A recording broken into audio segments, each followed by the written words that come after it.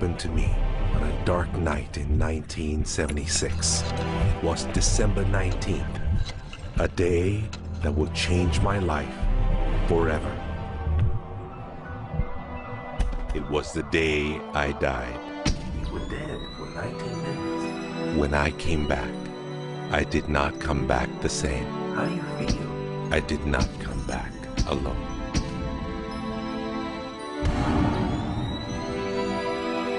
What seemed like days passed in 19 minutes. And over the course of the next few years, I began to remember the greatest mysteries revealed to me. Anything is possible.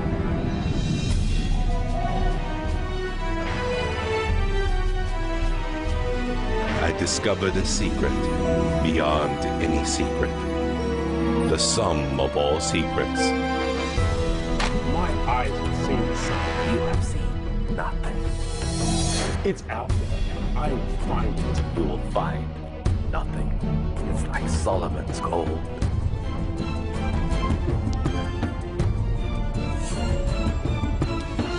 It was the key to Solomon's wisdom. The secrets of the Knights Templar and of the Freemasons. You must be stopped. Courage, my dear boy. Be strong, be brave.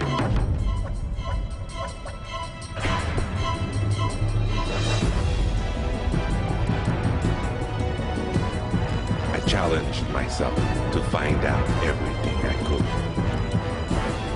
I found great teachers who knew this and began to seek them out.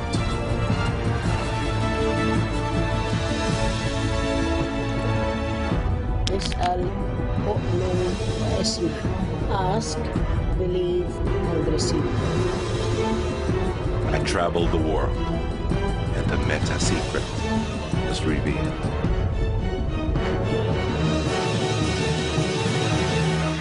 Time has come. I became a messenger to deliver all that was made known to me.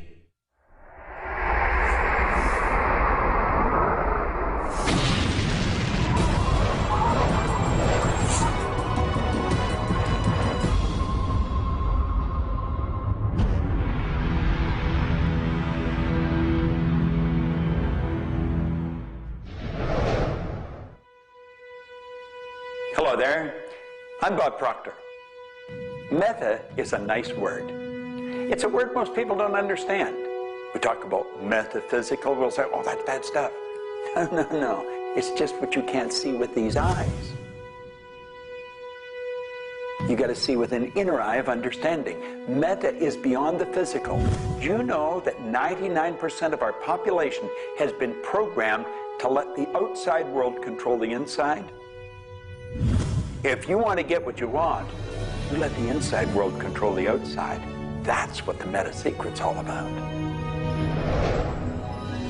The meta secret to wealth and abundance is doing what you love, following your passion, enjoying your life, being grateful for this moment, realizing that in fact you already have wealth and abundance.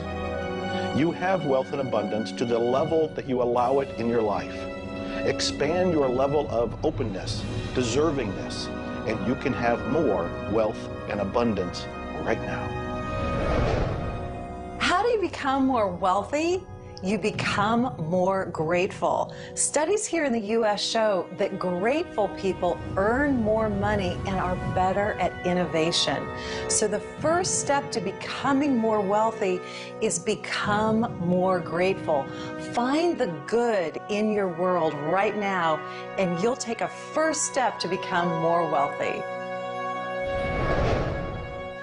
The meta secret to wealth is knowing exactly what you want and then being willing to pay the price to get it. Most people think that wealth just comes out of having this impression in your mind that you're going to live an abundant life. And that's an important piece of it, but it's incomplete. If you look at the word attraction in the law of attraction, the last 6 letters spell action, A-C-T-I-O-N. One of my favorite words is satisfaction. We all want to have satisfaction. And again, in Latin, satis means enough. Enough action, satisfaction, enough action produces the result. You know, I've been very, very successful with the Chicken Soup for the Soul books, and everyone thinks, oh man, you were lucky, you had this great idea. And we use the law of attraction. We visualized and we put up posters around our office that simulated bestseller lists with our name at #1. We visualized bookstore windows full of Chicken Soup for the Soul books, all of which came true. But there's a asking and a believing and a receiving, the 3 steps that I think of in the law of attraction. And the second part of believing is taking action. Because if you believe that your action is going to pay off, you'll take the action. So believing doesn't just mean like sitting there going, I believe I can be wealthy. It means doing the things that produce wealth. The key to abundance is to act in spite of fear, act in spite of doubt, act in spite of worry, act in spite of inconvenience, act in spite of uncertainty, act in spite of anything. If we're talking about metaphysical, we're talking about beyond the physical. So what we've got to do is go inside. We have been programmed to live from the outside in. We're letting what's going on outside of us control what's going on inside. If we're going to get into the meta side of our own personality, we've got to get away from this physical instrument we've got and move into the higher side of our own personality. And start to understand that we live simultaneously on 3 planes of understanding. And we work from a higher to a lower potential. If you're working with electricity, any electrician, any engineer will tell you that you have to work from a higher to a lower potential. If you go contrary to that, you're not going to get any use out of the electricity. Well, when you're working with the mind, you don't start with the physical and work up. You start with thought and work down. Thoughts are of a spiritual nature. Spirit's omnipresent. Where's thought? Thought's omnipresent. 100% evenly present in all places at the same time. I can be underwater and think. I can be in an airplane and think. I've had the pleasure of working with a couple of the astronauts that have been on the other side of the moon, and they could think. Not only could they think on the other side of the moon, they could transfer their thoughts to somebody here on Earth. It's just a form of telepathic communication. You know, it's been said that if you build it, they will come. I think if you build it, and you build something with true excellence, and you distinguish it in the marketplace, and you come up with a selling proposition, and you are aggressive in your marketing to the world, it's possible that people will come, but it's not inevitable that they will come. And sitting around passively visualizing things is not likely to get the world beating a path to your door. My meta secret about wealth ultimately is you've got to create a lot of value for a lot of people. And if you do that, you will bring a lot of wealth back to you. So by giving service and giving that which helps other people improve their lives, brings joy to them, brings service and products to them, if you do that and you keep expanding that, always be thinking about expanding your service to others. And if you do that, wealth is a foregone conclusion. First thing, quit listening to what everyone else is telling you what to do. And start paying attention to what you want to do. You see, I can look back with my memory, and I can remember going and saying, Mom, Dad, or to the teacher, I want to do so-and-so. And they'd say, now, how are you going to do that? See, what they didn't understand is I didn't know how to do it. But neither does anyone know how to do the things they want to do when they first think of it. You don't have to know how. You know, 2 young bicycle mechanics from Dayton, Ohio, in the United States of America, introduced us to a new kingdom. They were the first ones to fly in airplanes. The whole world believed that you couldn't do that. Anything heavier than air is attracted towards the center of the world. You can't fly. But they wanted to, and so they did. Well, clarity to me is a very different concept than I think a lot of people. The first thing I want to know is, what do you think you're trying to accomplish? The next thing I want to know is why are you trying to accomplish it? The next thing I want to know is, if you accomplish it, what do you really think is going to happen in your life? A lot of people come to me and they say, I want to grow my business, because I work a lot in the business world, the entrepreneurial world. I teach a concept, achievement concept, a concept that is predicated on taking action and implementing, called optimization. Optimization is getting the highest and the best use and result and outcome of your time, your efforts, your emotion, your life, your relationships. But you can't begin, and this is where a lot of people, I think, really fall down. You can't begin to optimize until you take the time to observe, examine, and identify not all, but the scope of options and alternatives and other possibilities available to you, number one, to achieve the goal, and number two, as an alternative goal. Clarity is power. Just by being clear, you will automatically begin to magnetize things to you, to your life. The law of mentalism is about the mind. Everything that we have ever created, everything that has ever existed first in the mind. All thoughts are the beginning of all things real. All things that you can touch and feel began in the mind. So if you want to be wealthy, you've got to decide what wealth is to you. Define it. What does it mean? How much money do you have to have? For me, financial independence meant having $30 million producing income, which allows me the lifestyle I want without having to work. And so I've achieved that. But I knew exactly what I wanted because I looked at what it would cost me to live my lifestyle. Most people don't know their net worth. They don't know their income levels of what would be required to produce what they want. They say they want to own a yacht, but they don't know what a yacht costs. They don't know what it costs for the slippage fee. They don't know what it costs to maintain a yacht. So go out and create your ideal lifestyle and then figure out exactly what it would cost to live it, and then set that number as the number you want to achieve. Then believe you can achieve it. Visualize it every single day. Take action when the action comes. Ask for what you want. Reject rejection. Give up any idea of failure. Just persevere until you continue on, until you produce the result you want. The law of attraction's a good starting point for thinking about how to improve your life. You want to align your thoughts and your beliefs with what you want your life to be. But the law of attraction itself, by itself, won't allow you to achieve the abundance that you need. There are certain steps that you need to take, and these steps are all incorporated in what we call the meta secret. And the meta secret isn't one solitary method or one solitary system.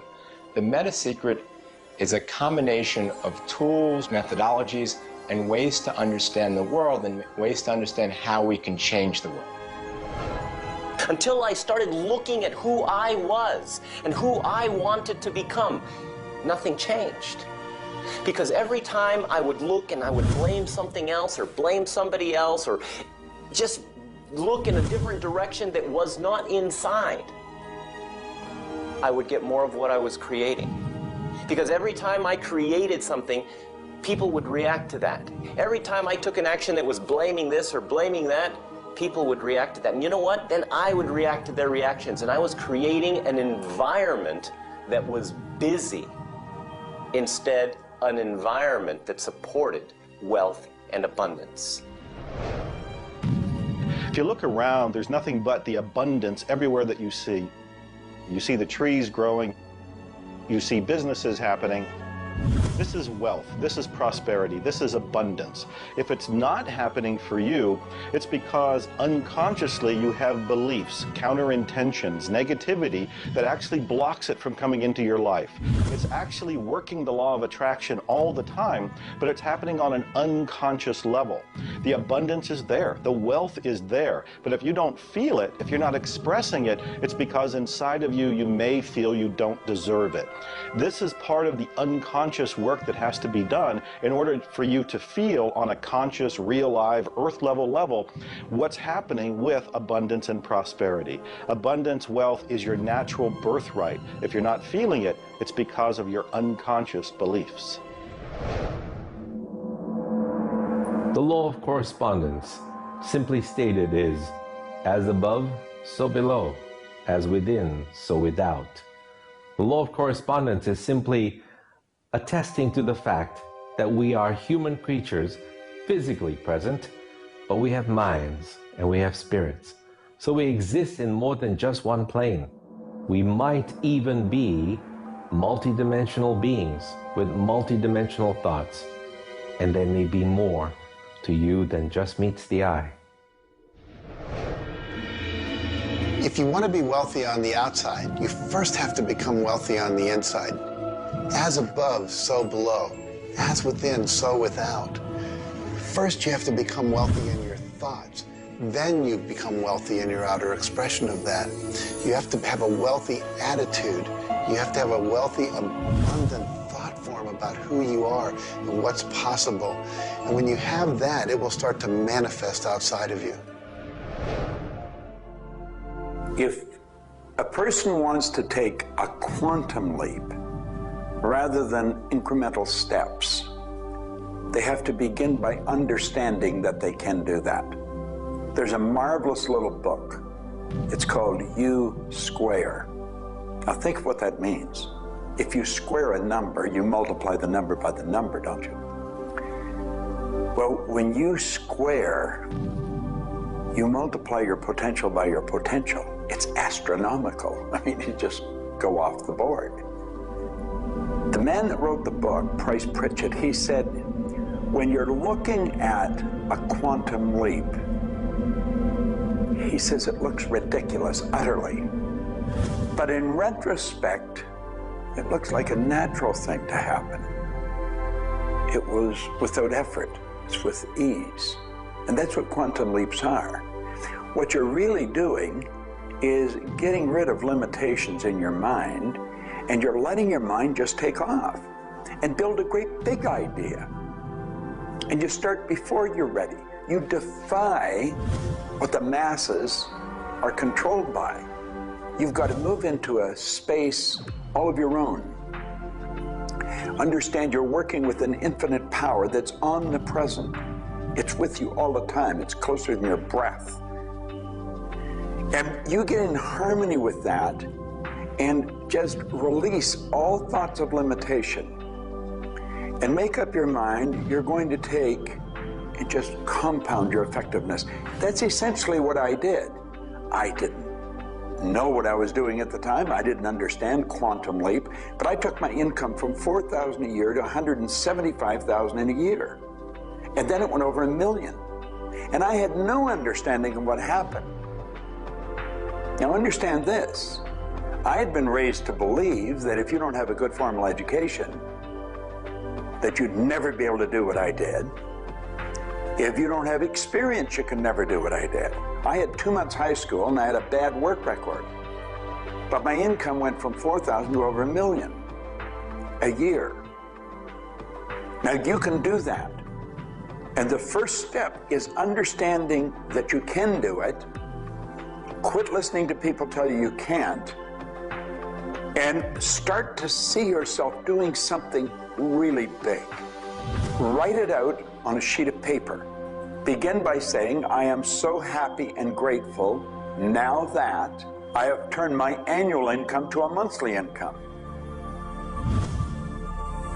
It's not just about attracting things to you. It's about learning to trust what you're attracted to. You are naturally going to be attracted to certain kinds of people, to certain movies over other movies, to places you want to vacation versus other places, to workshops you want to take or books you want to read versus other books. Trust what you're attracted to. It will take you where you need to go, and it may not always make sense to you. I remember going to a seminar, and there was a woman teaching about how to triple your income in a year. And at that time, I was probably more like a hippie than I am the entrepreneur that I am today. And my wife, who was against making money at the time, thought it was evil and you should be into total service and all this. She said, I can't believe you're going to that workshop where they're going to teach you about how to make all this money. I thought you were more spiritual than that. I said, honey, I don't know why. I'm attracted to that workshop. I'm going to go there. So I sat down, the woman next to me, we started talking. It turns out she was a veterinarian. And it turns out that our cat had feline leukemia at the time. And I started talking to her about that, and she said, well, I'm the world's expert on feline leukemia. And I said, well, I've heard there's no cure for that. She said, no, there actually is a cure, and I can teach it to you. And so she called my veterinarian, told him what to do. My cat lived for many, many more years than the local vet thought it should. But see, I was trusting my attraction to go to that seminar, and it led me in a path that saved my cat's life, which was not where my conscious thinking was, but it was a very important goal to me to keep my cat alive. Those kind of things will start to happen. Most people are uncertain about something. They're uncertain about their next step. Here's your message. Do it. Do it. Whatever you're uncertain about, do it. Take the step. You will learn so much more. You'll get so much further faster by actually getting in the game than doing it, than thinking about it forever. One of my sayings is, one step in the right direction is worth 100 years of thinking about it. The law of correspondence, the law of mentalism, and the law of vibration all combine to help you understand that the notion of wealth is arbitrary. You're always wealthy in comparison to someone else. You choose a person to compare yourself with, or your wealth or your level of wealth with, and then you decide at that point to be happy with the situation or to be unhappy, and therefore change it. All of wealth is subjective. Understand this, and you understand that there's an ebb and a flow to your finances. The more comfortable you are with how you interact with the world, with the value you give in the world, with the service or the product that you give the world, then you begin to realize your place in the world. And by realizing this, you participate in the abundance that is all around you at every moment and at every time. It is all yours. From the beginning, it was yours. Until the end, it will always be yours.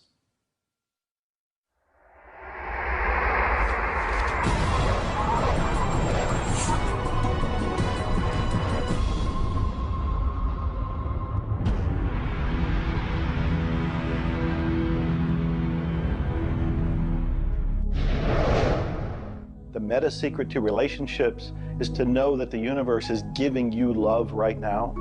When you give love to the universe, when you give love to another, you will receive love in turn. Love is the essence and nature of relationship.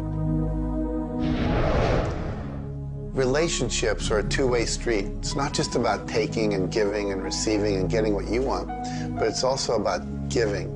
I like to say that each person should take 100% responsibility for the quality of the relationship. Because if you take 50-50, whenever it's not working, it's going to be their 50%. So if you take 100% and act as if everything in the relationship, you're creating it, and when it isn't exactly what you want it to be, say, how am I creating that? Take that curiosity and use it as a tool.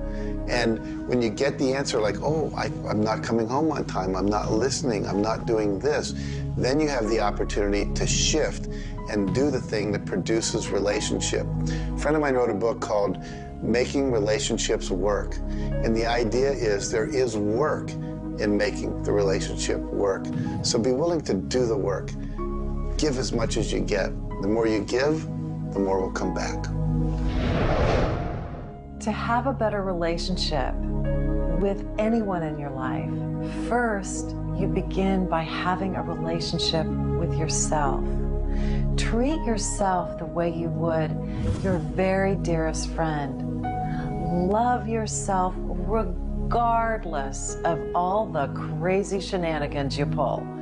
Believe me, I do this every day.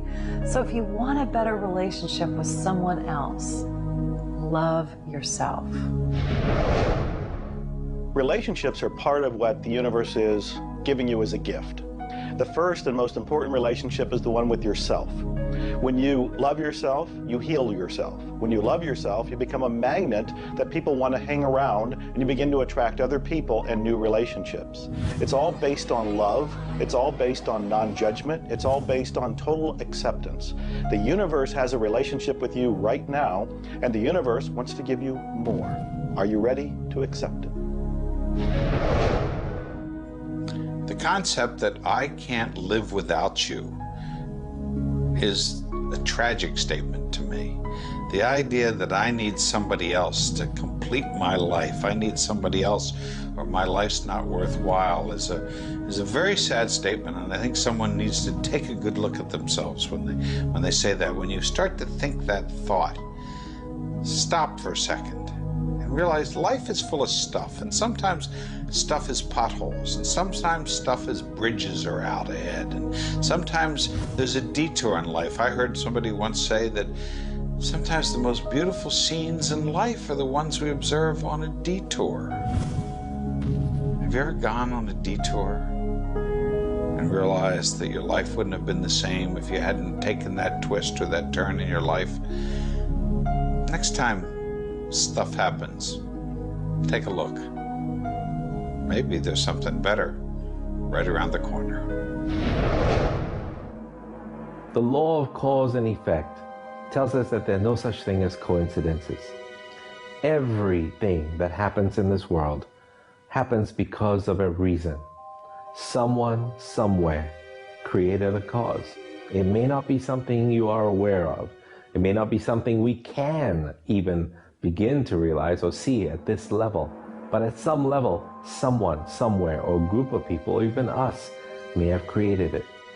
And so as a result, we see the effect. We see the effect around us. We see the effect everywhere on this planet. Everyone asks me, Jay, how in the world can I have a better, a happier, a richer, a more joyous relationship? And it's very simple. First thing is you got to slow down enough to be externally focused. It's all about them. The more interested and externally focused you are on the other person, the more extraordinary their experience will be, and the more naturally they'll reciprocate it. The second, and you're watching me, and I've got a serious side, and you know that, but you got to get in touch with your childlike sense of curiosity, of innocence. The third is you got to be in the here and now, and that's so trite and said so often, but being in the here and now means connecting deeply and being aware of what people are saying and looking at them and being responsive to their feedback and their mannerisms. And the last thing, and the easy thing, is to, again, as I said earlier, enjoy the process. We are so busy, so stressed in our life, trying to get from one thing to another, trying to multitask, that the greatest way to have wonderful relationships is to commit. Commit, not just the time, but your being, to being there, to connecting. For me, the meta secret to relationships is to be the person you're looking for. Whatever it is you're out there looking for, be that and give it away. If you're looking for someone who's loving and kind and compassionate and generous, you need to be loving, kind, and compassionate and generous. Whatever it is you want, you've got to be that and express that out into the universe. And whatever you express out is going to come back multiplied. The meta secret of relationships is for you to develop an identity that brings out the best in your partner and helping your partner to be the best that they can in order to bring out the best of who you are. Criticism seems to be a big problem. If you are really secure in yourself and somebody criticizes you, it isn't going to bother you. Now, if you're insecure and somebody criticizes you, it's really going to bother you. You see, 9 out of 10 times, the person that's criticizing you really wants to help you. They just haven't really learned how to communicate effectively. But let's not let somebody else's criticism or their way of helping us shake us. If we're solid in our own self, and we really understand ourselves, then we can handle it and it won't be any problem. If criticism really rattles your chain or rattles your cage or really upsets you, it's not the criticism that upsets you. It's not the other person's opinion that upsets you. It's how you react to it. And you see, if you were really solid within yourself, you would respond to it. You would thank them for it and say, but I really don't choose to do that. Or you'd say, well, thank you, that's probably a good idea, I'll try it. But they're not going to knock you off track. So it goes back to have a good, sound self-image, a good image of yourself. Maxwell Maltz wrote a beautiful book on that way back around 1960 called Psycho-Cybernetics. Psyche-cybernetics. Cybernetic is the communication mechanism in our mind. It's the image that we hold of ourselves. It's like a life-governing device. Well, you've got an image of you just same as I have an image of me. And our image controls how we walk, how we talk, how we dress, how we meet and greet people. And it also controls how we handle criticism when it comes our way. And it will come your way, just same as it comes to me and everybody. We want to be solid in our own belief about who we are and what we are. Let's really get to know ourselves. And then, rather than react, let's respond.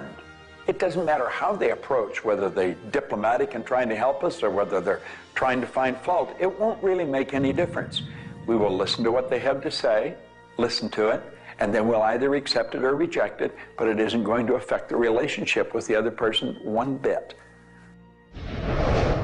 There is masculine and feminine in everything. Nothing is entirely masculine, nor is it entirely feminine. We have different aspects of yin and yang, of harshness and softness, different aspects of masculinity and femininity in everything. If you take a look at life and see it all as a combination, see how we are always living in combination, then you begin to realize and to also appreciate the law of gender.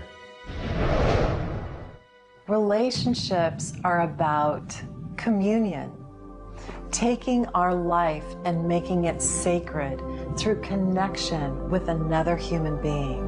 So communion and making sacred is what relationship is all about. You know, there's a lot of lonely people around. And if you're lonely, I'm going to let you in on a secret. You're always going to be lonely until you become friends with yourself. If you're looking for company outside of yourself, you're looking in the wrong place. You want to go inside. And when you get to really look at you, you're going to feel so good about you. You're going to love yourself. Now, you see, as a little kid, you were probably taught, don't love yourself, that's conceit. I know I was, and most of the people I know. That's not conceit. That's a healthy, conscious awareness of who we really are. I'm not talking about an ego trip. I'm talking about really becoming acquainted with yourself. You've got to build a good relationship with you, or you're always going to be lonely.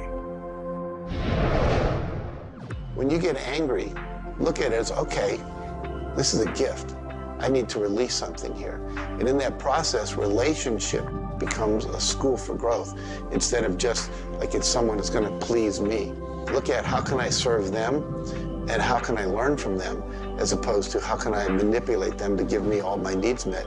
If you do that, you're going to end up with a much better relationship. If you're in a relationship where you're not experiencing full love, the way to change it is not by changing the other person. It's by changing yourself. You look within yourself and you start to feel grateful for everything about you. As you change your relationship with yourself, magically, the outside relationship will change as well. You will suddenly see it transformed.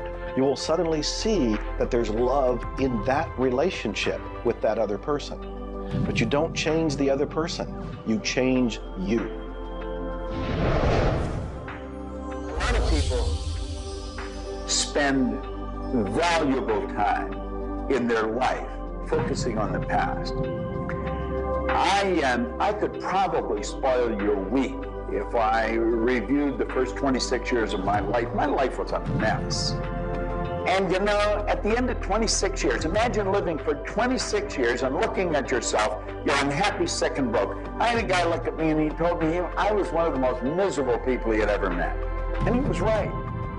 I was plain miserable. He said, you're always sick. I didn't have a terminal illness or anything, but I was always backache, headache or something, and I was always broke. He said, why don't you change it? Well, as long as I kept focusing on what led me to this point, which was a bad trip, I was going to create more of the same. And he said, let it go. Forgive it. If you're looking for love and not finding it, it's no doubt because of a lack of forgiveness in some area of your life. This is true for all of us. You want to look in your life, look at your past, look at all of your relationships, and ask yourself, where have I not forgiven? Myself, my parents, my siblings, my neighbors, my relatives, my business partners, where have I not forgiven? When you go and forgive, you release the energy that allows the law of attraction to bring new love and new relationships into your life. How do you do this? You look and ask yourself, where have I not forgiven somebody? Somebody's going to come to mind. It could be you. The second thing you do is say, can I forgive them? Can I forgive myself? Whether you say yes or no, you move to the third part of this, and you start to wonder, what made that person act the way they did at that point? What made me act the way I did at that one point? And you start to go deep into understanding the psychology of behavior, and you realize we're all doing the best we can, yourself included. At that point, when you can forgive yourself and you can forgive these other people, whoever it might be, for whatever may have occurred, when you forgive them, you release all of the energy that's been stuck psychically within your own mind and your body and your soul.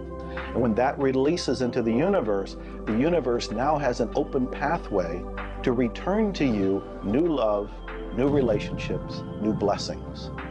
It all begins with forgiveness, and you can do that right now.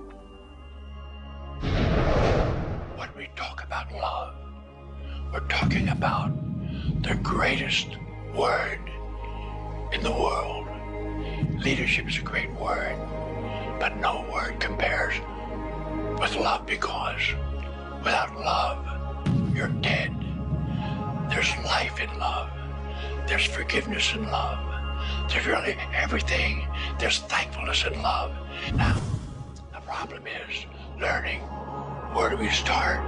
Because we find sometimes in families, there's no love. In marriages, there's no love. But we quit looking around and we start learning. It begins with me. And when we start learning, we're not too loving ourselves. And it begins with your learning.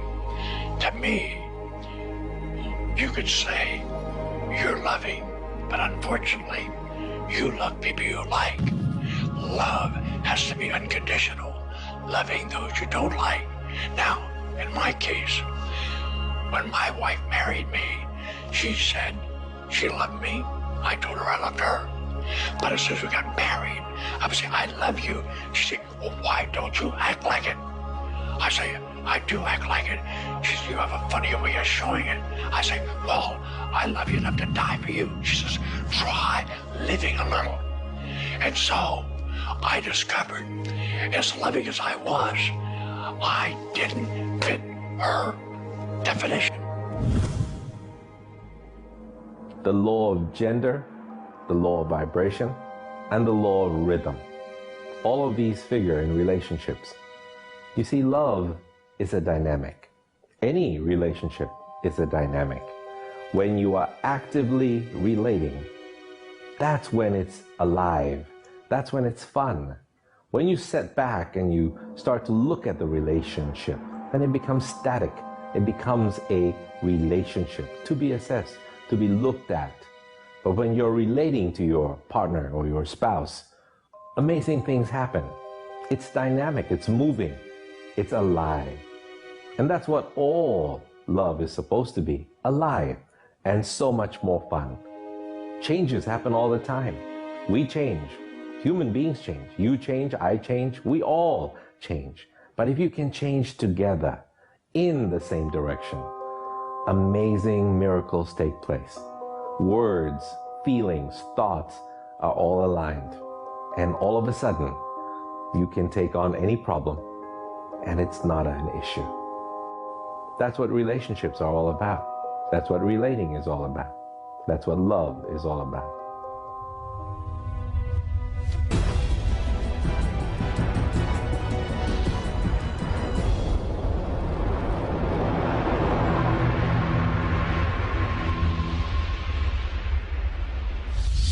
はじめに言葉劇すなわち、クリエイターなるものはやはり言葉振動を用いて全てを設計されたんではないかと思うんですね。そして、その、振動の、設計図は非常に緻密なもので美しい共鳴振動にあふれたものであったことでありましょう。もし、先ほどの実験をやったように、非共鳴、同士の組み合わせであるならば、それは破壊的なエネルギーとなって、命を形作られないからです。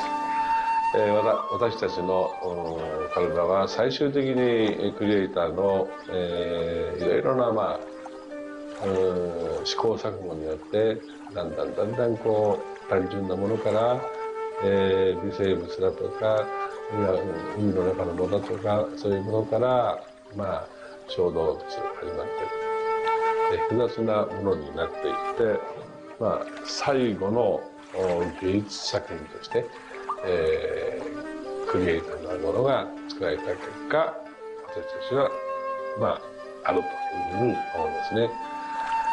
その本来の設計というものが、バランスの取れた振動の組み合わせというものが、何らかの要因によって崩れていくときに私たちはストレスを持ち病気になっていくんだというふうに考えています。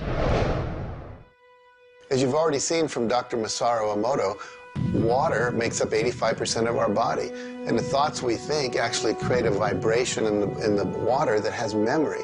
And so you have to think positive thoughts. Again, we go back to forgiveness and letting go, thinking positive thoughts, expecting to be healthy, not listening to what people tell you, not taking in beliefs. I have been out in the sun my whole life. I've never gotten skin cancer, don't intend to get skin cancer, and when stuff comes on about it, I choose not to listen to it because I know that belief would affect me. So I believe that I am a person that my spiritual connection keeps me healthy. Also, though, I work on the level of the physiology of the body, the biochemistry. It makes sense to play at that level. I eat organic food. I drink healthy water that's not contaminated with chlorine and all the stuff they put in it, so I filter my water. I eat the right kinds of nutrients for my body. I've found out what I'm allergic to, and I've basically eliminated those from my diet. I exercise, so exercise and keeping my body toned. We want to have resistance exercise. We want endurance, which means we need to jog and do aerobics and things like that. And we need to have flexibility, things like yoga and Pilates. So we need a complete system to keep our body healthy. And then a detoxification, I think, is the part that most people don't do enough with. We're taking in so many toxins in the air we breathe. But if you will cleanse on a regular basis, I cleanse every Monday. I just do a cleansing diet where I just drink liquids and then I don't eat anything else, and my liver has a chance to get rid of all the toxins that are in my body. I want you to understand that you have a marvelous mind and you can do anything with it, and don't ever listen to anybody that tells you you can't. You want to start to look at yourself not as a body or as a name. Like, I'm not Bob Proctor. Bob and Proctor are just two words. You've never heard anybody phone into school and say, body's not coming today, it's sick. Never hear anyone say, hand, it's my hand, my body, my name. Well, you see, there's something wonderful about you and something wonderful about me, and it's the same thing. We have a marvelous mind. We're creative beings. Talk to your body. You're not a body, you live in a body. Now, this may sound silly because maybe nobody's ever said this to you before, but go around just repeating maybe 1,000 times to yourself, I'm not a body, I live in a body. I'm not a body, I live in a body. I'm not a body, I live in a body. Then start telling your body to relax. The meta secret to great health is to feel good now. You do that with good thoughts, you do that with good food, you do that with plenty of sleep, you do that by doing what you love. That's the meta secret to great health. The meta secret to health is to honor your body. Listen to your body. Are you tired? Are you hungry? Are you thirsty? Do you need time to play? Have greater health. Honor your body. Health. Not just physical health, not just eating the right things and getting exercise, but let's talk about emotional health. This means doing what you love, loving what you do, looking forward each day, researching, helping other people, giving back. This is the meta secret to emotional health. To me, recognizing the divine component in us has a twofold effect. On the one hand, it's incredibly humbling, because how many of us really live up to being godly? How many of us really maximize the God-given talents that we're given? How many of us really live lives of fulfilled potential? So on the one hand, it's kind of intimidating, but on the other hand, it's very inspiring. It's inspiring to think, I, as a human being, am capable of being godly. I'm not God. I'm not going to confuse myself with God, but I am capable of being godly. I am capable of a goodness which can resound around the world. I am capable, like God, of using language to bring things into existence.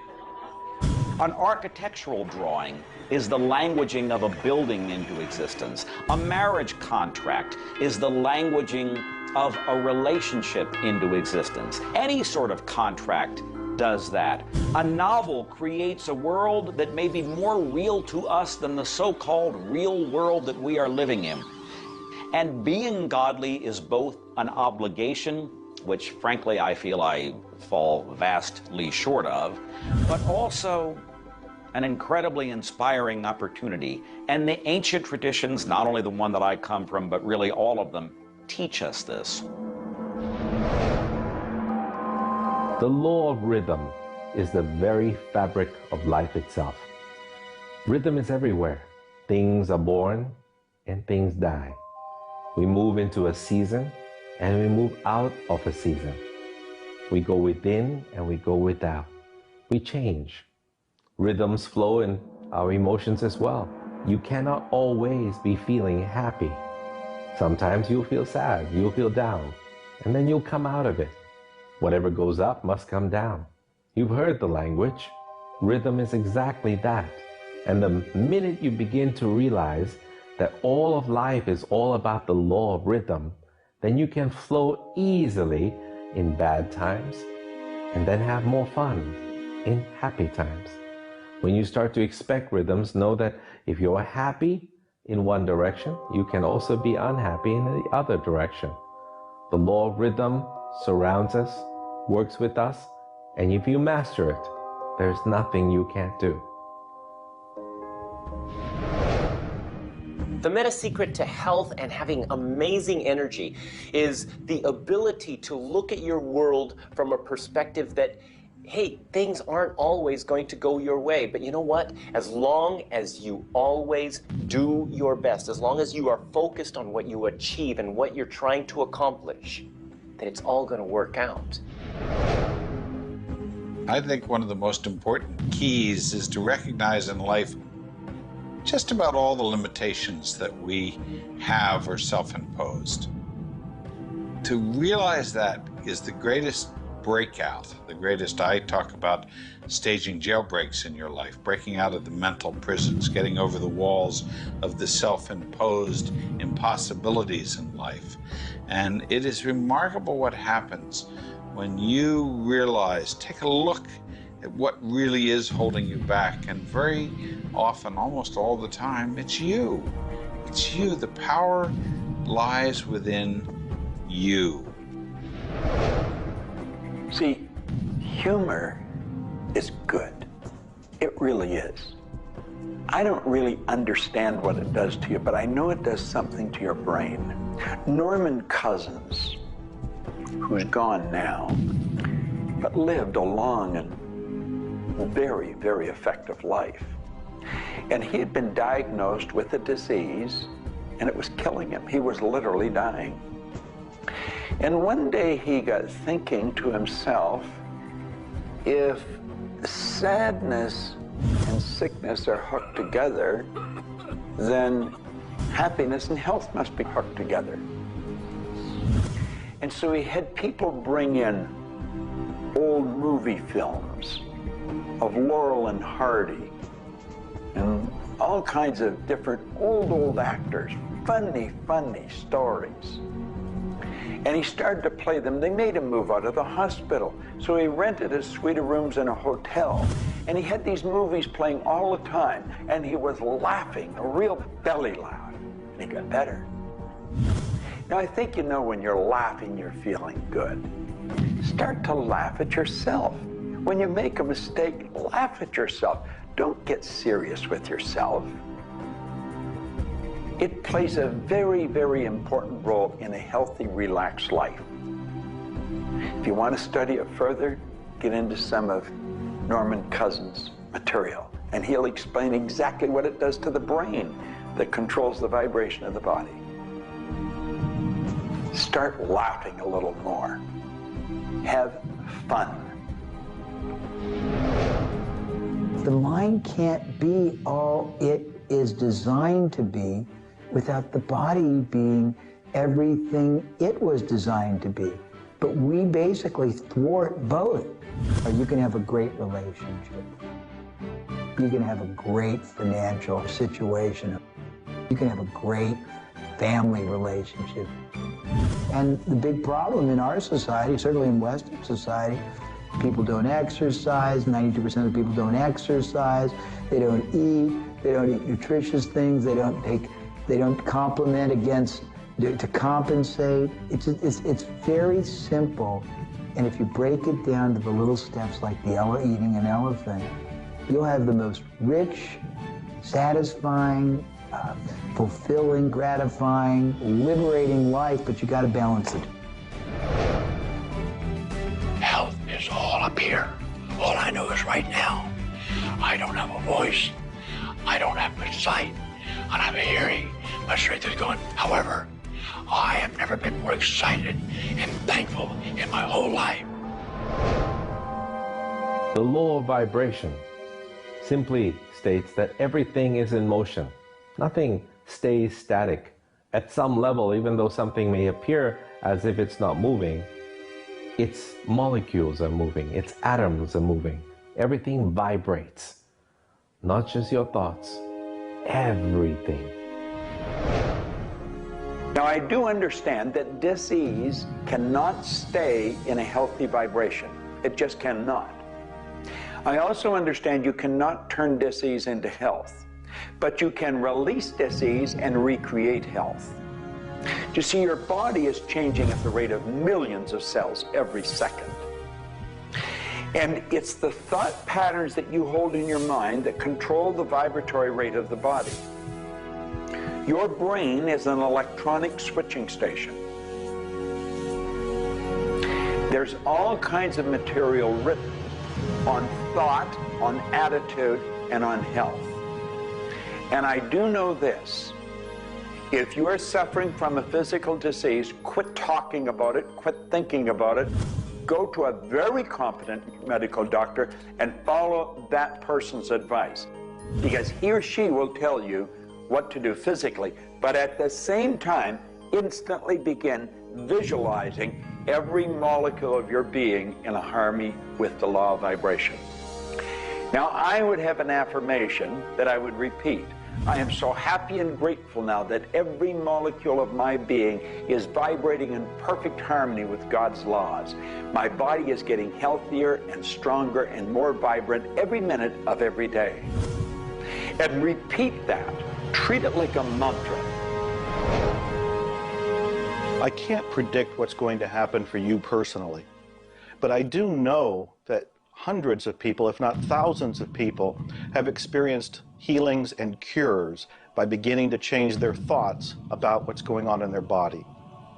In my book, The Attractor Factor, I talk about a person who had cancer. She experienced the idea of forgiving everybody and everything in her life, and she went through the process of doing that working with a coach. She then went back into the doctor's office. They opened her for surgery, and there was no cancer. It was gone. By forgiving everybody in her life, including herself, she transformed her body. She reached this place of healing and this place of peace. And as a result, she experienced a cure. If you're finding yourself sitting here watching this and you're ill, you've got a chronic condition, you're sick, what you need to do is a couple of things. Number one, you need to first work on your attitude. You need to believe you can get healthy. You need to not believe anyone who tells you you're going to die, or it's terminal, or it's going to take a long time. Literally, we know that we can get rid of a disease in minutes, in literally minutes. I had a cold once, and a person literally did an exercise with me. My nose dried up, my fever went away, the achiness went away in 5 minutes. So we know the power of the mind. We know that you have to forgive and release. So much work now being done on cancer where we know there's resentment, and different forms of resentment will come into different forms of cancer in the body. So it's critical to get yourself aligned with spirit. When you are aligned with spirit through meditation, through doing the things that bring you joy, through doing the things that align you, and you know what that is for you. It could be singing, it could be walking in nature, it could be petting your cat. When you move into that state, healing naturally takes place through you. There's this innate, natural healing ability that's always working to heal you if you get you out of the way. By you, I mean your ego mind, your beliefs, your fears, your doubts, all of that stuff, all of the resentments you've held that you haven't released, that will keep you sick. So you've got to do some kind of work to get into a spiritual alignment and to release the negativity. Emotional pain is very real. It's like sorrow. Grief. Like grief comes in waves. It just sort of overcomes you and then it sort of fades away. You could have experienced some traumatic situation. Anything from rape to the loss of a loved one or being held up, where somebody invaded your privacy in some way or another. And it causes deep emotional pain. What we want to realize is that we are bringing that on ourselves. You say, well, wait a minute, you're not bringing it on yourself. No, but you're reliving the situation. We've got to separate ourselves from the incident, from the situation. We've got to realize that it's a very real part of life and attempt to separate ourselves from it and deal with it as best we can and then let it go. Otherwise, we're going to carry it with us, and we're going to keep experiencing it over and over and over again. どうやってわかるか。振動という、まずそもそもその水の結晶とは何かということになりますけどね。結晶というのはやはり情報だと思います。で、情報というのはバイブレーションですね。で、バイブレーションのデザイン家が雪の結晶あるいは水の氷結結晶という形になって現れてきていると思いますが、やはり我々がなんで美しいとか醜いだとかそういうような認識能力があるのか、あるいはそれだけには全人類本当に、一緒の価値観を僕は持っていると思いますが、それはもうやはりクリエイターがそのように設計されて、いるからだと思うんですね。それが崩れちゃったらもうこれはもう本当にどうしようもないんだけど、その美醜というのが我々の美しさ、ごめんなさい、バイブレーションの健全さということにつながっていると思います。水は神が自分の意識あるいは意図をまんべんなくこの宇宙に伝えるためのキャリアとして、作られたものだと思いますね。ですから水が別の言葉で言うならば神の、一種のメッセンジャーということになると思いますね。それの形が大げさで言えば結晶という形で表されていると。で神にとってふさわしくないなと思うような現象については水はやはり結晶的にノー、良いものはイエスという判断を示すというふうになっていると思うので、それがなぜできるのかということになってくると、これはまた僕にとっては来世の研究課題かもしれません。Stress is caused, in my opinion, when we take our power and give it to the problem. We want to maintain the power. I'm in control of me. The power is going to stay with me. I am not going to let the condition, the circumstance, or the challenge that I may be facing control me. You can make a decision right now that you are going to maintain your power and you're going to let everything outside stay outside, and you know that when you're in a totally relaxed state, the solution to problems come. Quit getting involved in these sophisticated stress management deals. Release the stress. Let it go. You're in charge of your body. Just say, peace, be still. Visualize a beautiful lavender energy flowing right into the crown of your head and circulating right through your body. And then start to imagine every molecule of your body vibrating in perfect harmony with God's laws. You're totally relaxed. You're in charge of yourself. There is no stress where there's relaxation. Be calm, peace, be still. Don't even use that word anymore. Get rid of it. Release it. The laws of cause and effect, of rhythm and polarity, come into play when we talk about your health. Your body is an amazing symphony. Amazing miracles taking place on every part of your body. And what holds it together are fields of force that we cannot even begin to understand. Every day, your cells are renewing until you have new organs generated all the time. And your body and your cells are repairing themselves even as they remove toxins from your body. I can't help to wonder sometimes if you gave that entire symphony a wonderful environment filled with fields of happiness and radiant joy and vitality, how that growing, renewing process might work a little bit better, sort of like happy children in a playground.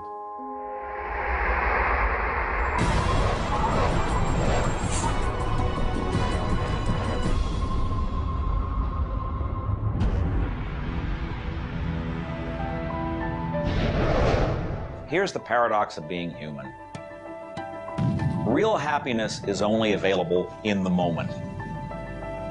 If you're brooding on the past or obsessed about the future, even if you're looking forward to something that could be magnificent in the future, it's not quite the same sort of anchored contentment that you get from really being in the moment.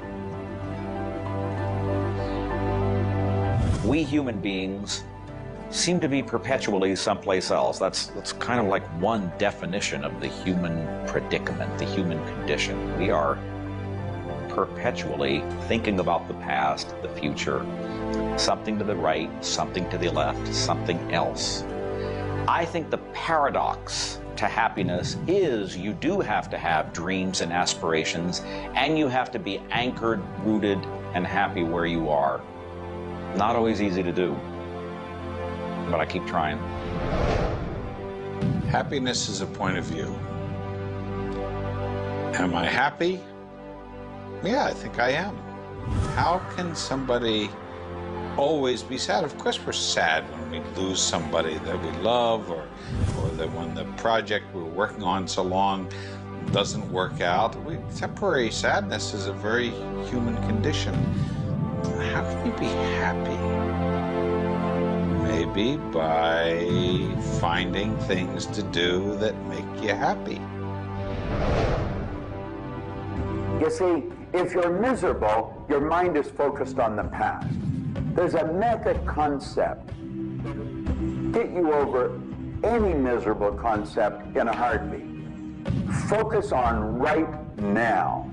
See, you're miserable because of something that happened that you didn't want to happen, or something she said or he said or they did. Forget it. It's in the past. And quit worrying about the future. Have you any idea the number of electrical charges must fly through your body for the simple object of writing your name? See, your brain is an electronic switching station, and you've got one. And you can activate brain cells. You can set up any vibration you want. If it's a negative vibration, you're going to be unhappy. If it's a positive one, you're going to be happy. Every brain cell is a positive and a negative pole. Everything that you look at is going to be impregnated into cells in your brain. Now, you're either going to look at the positive or the negative side of it. What side do you want to live in? I choose to look at the good side of a situation. Put yourself in a good vibration. Think of the blood in your body. Do you know it circulates through hundreds of miles of passageway every 33 seconds? It carries all the food in and all the garbage out.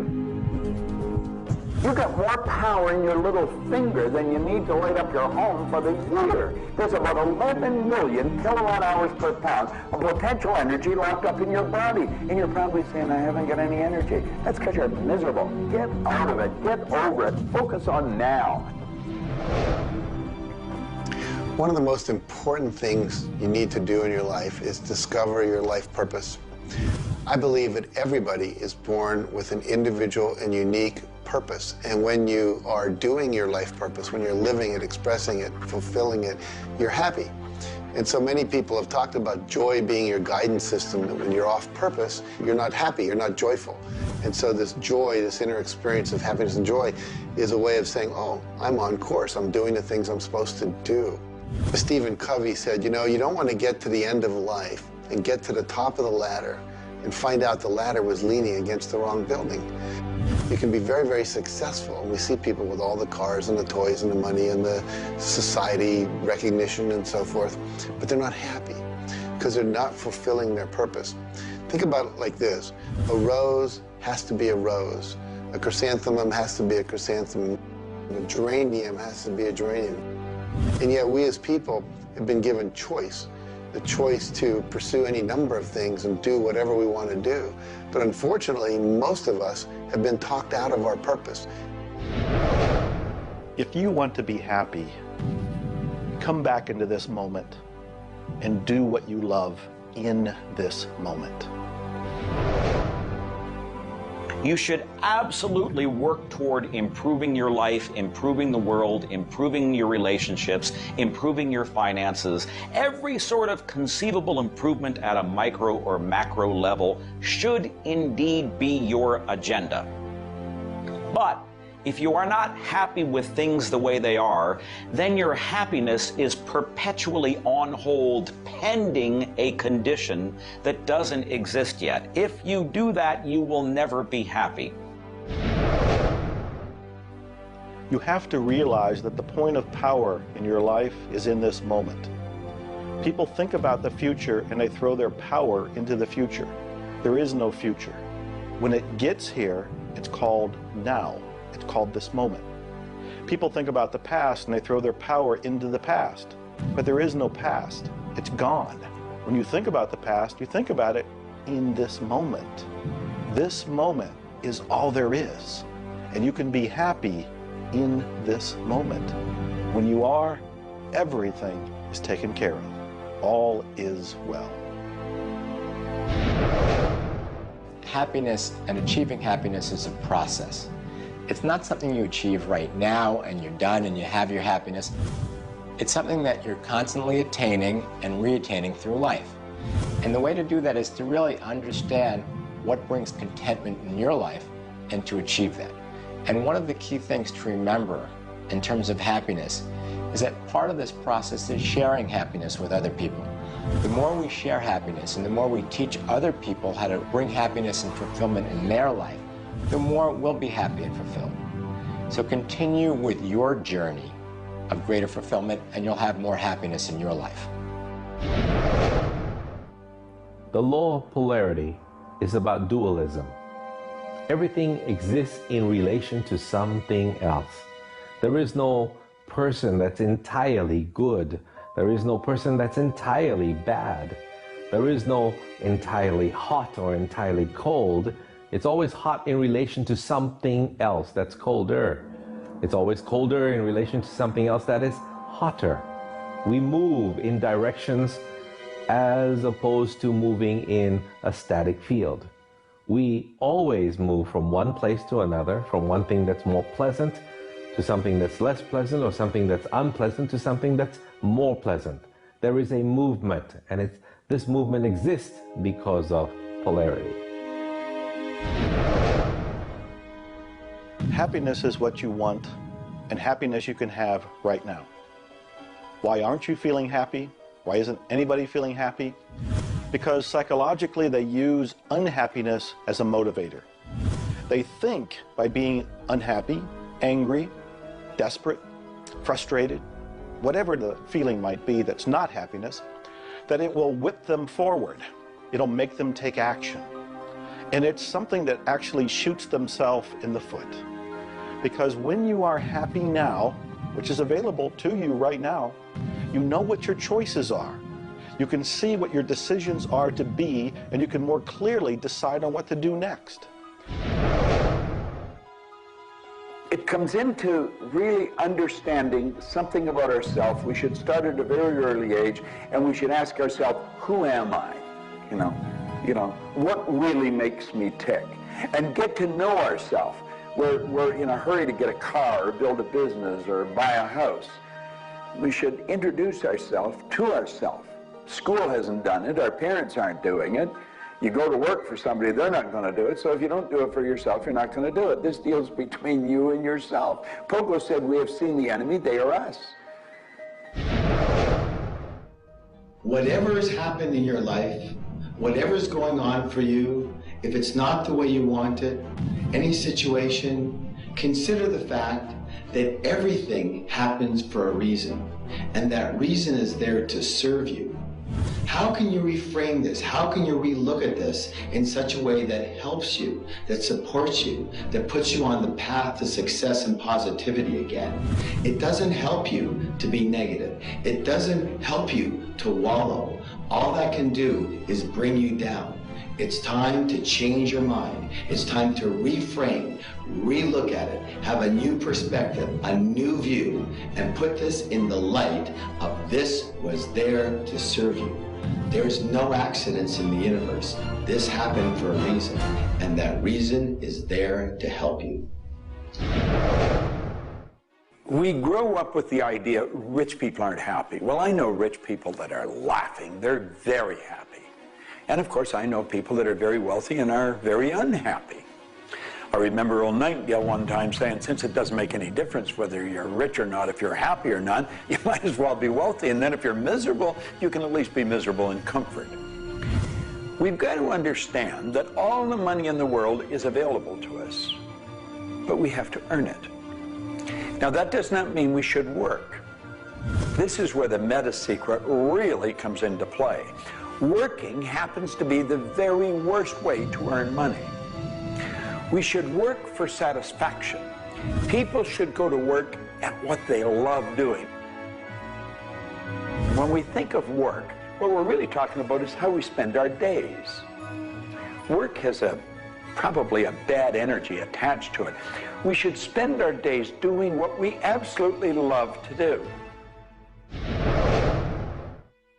When it comes to the fear of failure, you look at your life and you ask, if I pursue my dream, my passion, my love, and it doesn't work out, will I still be okay? Can I still love myself? Will life still go on? When you realize that the answer is yes, you remove the fear of failure. When you remove the fear of failure, you have energy to go forward and actually make it a success. Well, what about the fear of success? When you are successful, you can make a difference in the world. If you really want the world to be a happy, prosperous place, Contribute a happy, prosperous person to it. You. The meta secret to happiness is that there is perfection in imperfection. That when we accept our environment for what it is and the people around us for who they are, we can make a big difference. Happiness.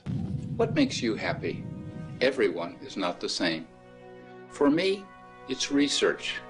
I love researching and writing and putting multimedia programs together. And this allows me to do something else that I love, traveling the world. I travel more than 6,000 miles, that's 9,000 kilometers, every week. I've been to more than 52 countries. I board an airplane every 2.5 days. I've been around the world more than 16 times in just a couple of years. I enjoy that. Meeting new people, meeting new audiences, helping people. What makes you happy? That's what makes me happy. A key component to lift yourself out of depression is human connection. Go connect with another human being. Another powerful tool is movement. And a third is laughter. Go play and have some fun and watch your spirits begin to lift. The meta secret of life is to realize that the journey is the thing. I believe the first thing a person should do is establish a purpose. Why are you even here? Why do you get out of bed in the morning? Why are you living? I honestly believe every one of us are hardwired to do something. So how do you decide on your purpose? You decide on it by asking yourself, what do I really love doing? So you have your purpose. This is what you're going to do with the rest of your life. And then you build a vision. Then your goal is taking a bite out of that vision. Now, when you do that properly, you're going to love what you do. When you wake up in the morning, you can't wait to get going. And you're going to be doing it until you go to bed at night. Therefore, all of your day, all of your hours are filled doing with what you love to do. That's called living. Everything else is dying. See, there's a basic law of life. It says create or disintegrate. You're growing or dying. Find out what you love, dedicate your life to it. Most of us, when we approach happiness, are looking for someone out there to make us happy, some event to occur, and then we'll be happy. If I get to the retirement stage, if I get my car, if my wife is nice to me, if my son comes home on time, then I'll be happy. The truth is, happiness is an inside job. It's a choice. When I have an expectation on how someone else should be, I've given my power over to them. What I want to do is simply learn how to create joy and happiness inside myself. And we can do that in numerous ways, by doing the things we love, by focusing on the good qualities in ourselves, by choosing to focus on the good qualities in others instead of being judgmental. Once we realize that happiness is an inside job, and I get to be as happy as I choose to be, not as happy as other people make me, the reality is I can move into a state of pretty much constant joy and bliss. Stuff happens. Life happens. And then you get to choose. Look, you have a mission to do. You have to find meaning in your life, and you have to share it with others. There's a whole world out there that is suffering, that is in survival. They are grieving and they are hurting. You and I can make a difference. You begin right now by looking at your life, no matter what's going on in your life right now, and you find the good in it, the positive in it, the growth-oriented reasons for whatever it happens to be. You find the good in it, and whatever is happening, you turn it into something positive. You turn it into something good, and you go and share it with the world. You will become an inspiration to others, People model other people's behavior, and that's how the world changes. You be that inspiration for success. You be the model for change. You be that person that has meaning in their life, and you will give meaning to yourself and others. It all begins with you. You have always had, you have at this moment, you will always have in the future, the power to achieve, to accomplish, to have anything and everything you want in the terms of monetary wealth, prosperity, in terms of health, in terms of happiness, relationships. However, it will never, ever occur until and unless and until after you first are clear on the specific goals. Number two, you are very clear on the action steps. Operative word is action steps you have to take. Number three, you have an action step-based plan, a strategy, and the steps are just the tactics. You implement it in a timely, regular, scheduled way. Number four, you monitor, you pulse, you really pay keen attention to your progress. And you adjust if it's not what you want, and you adjust higher if it's better than you want. And number five, you focus on other people's benefit. You don't be self-consumed. You do those five things, the world really is your oyster. You know, you find people that are quite comfortable with what's termed uncertainty. The truth is there isn't any uncertainty.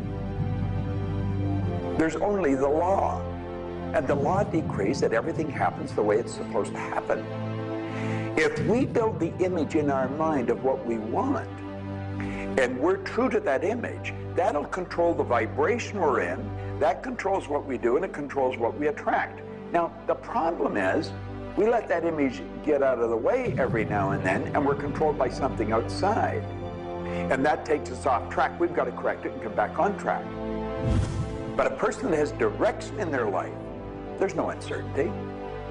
There's only good stuff coming. It's stuff that's going to cause the image in our mind to move into form. And so we wake up every day wondering what part of it's going to show up today and where's it coming from and who's going to deliver it.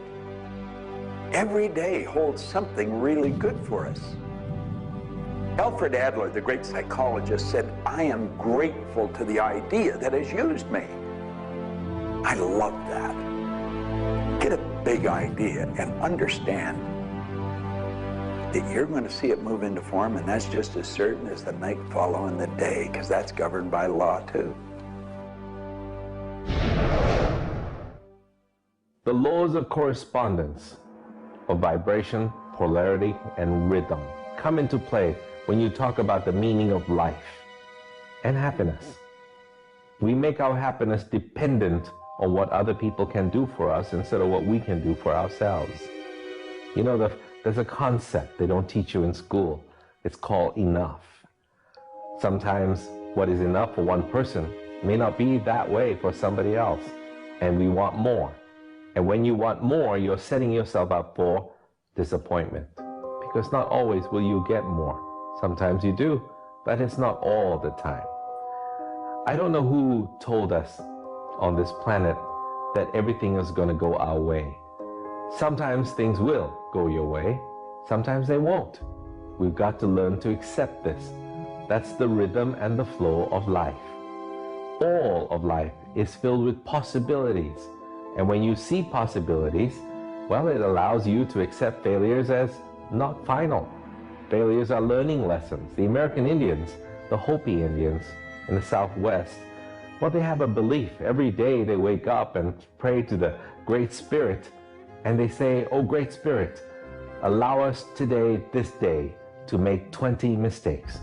You see, they believe that by making mistakes, by failing, you actually learn more. You add to this wonderful fountain of wisdom that is called you over a period of time. And if you don't fail, they say, you don't learn anything. So how many times have you failed? I know I have failed a lot. But over the course of the years, I also knew something that was different. And that was that I was responsible for my own happiness. I knew that there was laughter everywhere, but I also knew that if I wanted to participate, that laughter has to come from inside, not from outside. And that's the nature of spirit, and that's the nature of who you are, and that's the meta secret to everything possible. This is our home. We have nowhere else to go. Earth gives us everything we need to celebrate life. Everything you do will either hurt or heal our planet.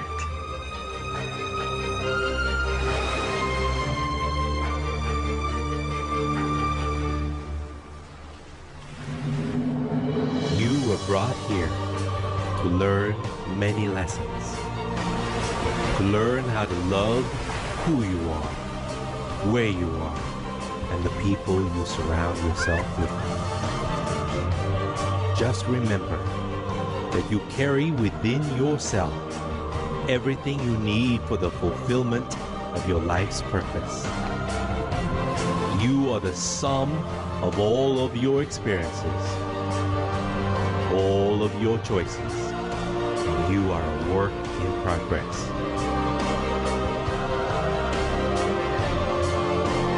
You deserve more happiness, more love, more joy, more abundance, and especially more fun. Life was never meant to be a struggle. You were meant to participate in this grand miracle called life. And as you begin to look all around you, start now to taste, smell, hear, and touch with your heart the abundance that surrounds you. You are indeed spectacular beings of light. So if you want to know the meta secret to life, to happiness, live more, love more, and laugh more. Change the stories in your head, and you can change the world.